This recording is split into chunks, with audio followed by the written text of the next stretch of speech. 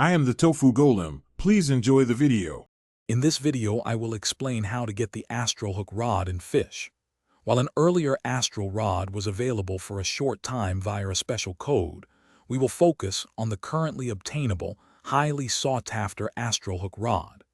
This impressive fishing tool offers significant advantages for serious anglers. We will guide you through the steps to acquire it and highlight its exceptional features, helping you elevate your fishing game to new heights.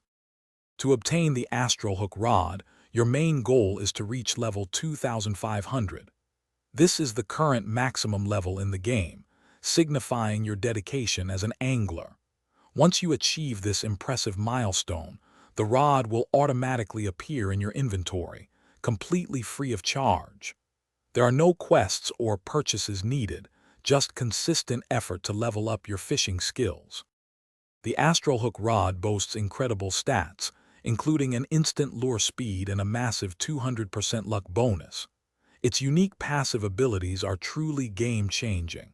During fishing, stars will fall from the sky every 1.2 to 2.4 seconds, adding 15% to your progress bar.